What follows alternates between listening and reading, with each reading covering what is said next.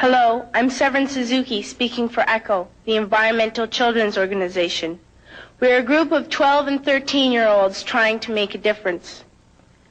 Vanessa Seti, Morgan Geisler, Michelle Quigg, and me. We've raised all the money to come here ourselves, to come 5,000 miles to tell you adults you must change your ways. Coming up here today, I have no hidden agenda. I am fighting for my future. Losing my future is not like losing an election or a few points on the stock market. I am here to speak for all generations to come. I am here to speak on behalf of the starving children around the world whose cries go unheard. I am here to speak for the countless animals dying across this planet because they have nowhere left to go. I am afraid to go out in the sun now because of the holes in our ozone. I am afraid to breathe the air because I don't know what chemicals are in it. I used to go fishing in Vancouver, my home, with my dad, until just a few years ago we found the fish full of cancers. And now we hear of animals and plants going extinct, every day vanishing forever. In my life, I have dreamt of seeing the great herds of wild animals, jungles and rainforests full of birds and butterflies. But now I wonder if they will even exist for my children to see. Did you have to worry of these things when you were my age?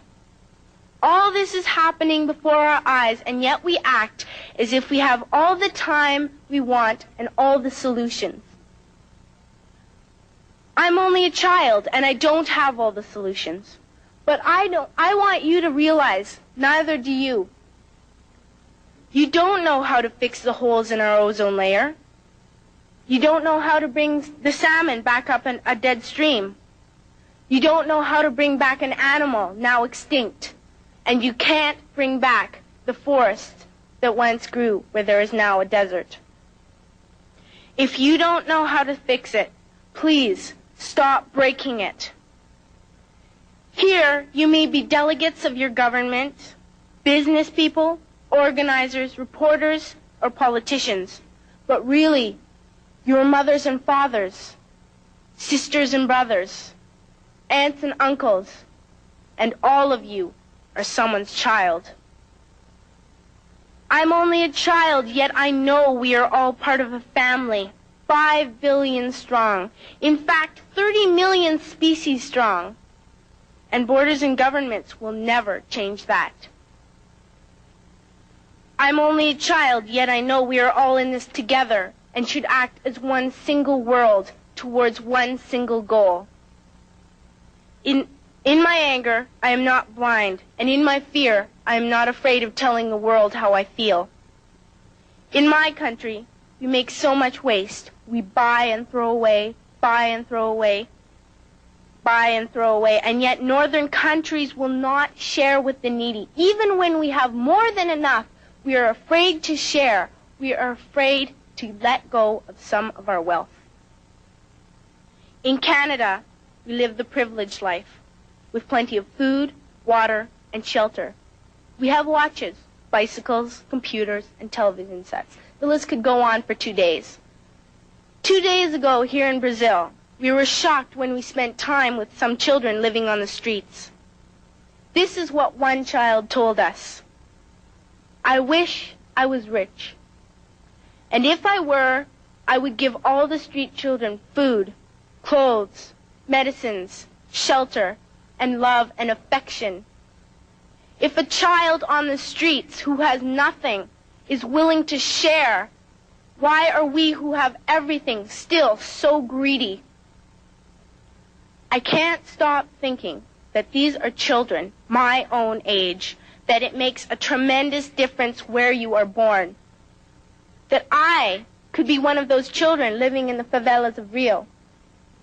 I could be a child starving in Somalia, or a victim of war in the Middle East, or a beggar in India.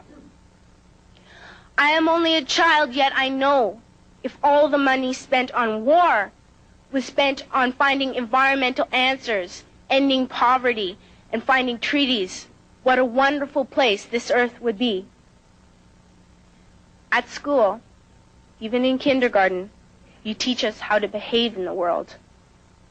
You teach us not to fight with others, to work things out, to respect others, to clean up our mess, not to hurt other creatures, to share, not be greedy. Then why do you go out and do the things you tell us not to do?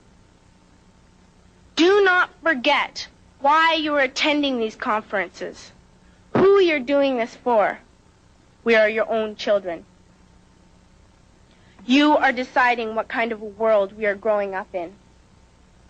Parents should be able to comfort their children by saying, everything's going to be all right. It's not the end of the world, and we're doing the best we can. But I don't think you can say that to us anymore. Are we even on your list of priorities? My dad always says, you are what you do, not what you say. Well, what you do makes me cry at night. You grown-ups say you love us, but I challenge you, please, make your actions reflect your words. Thank you.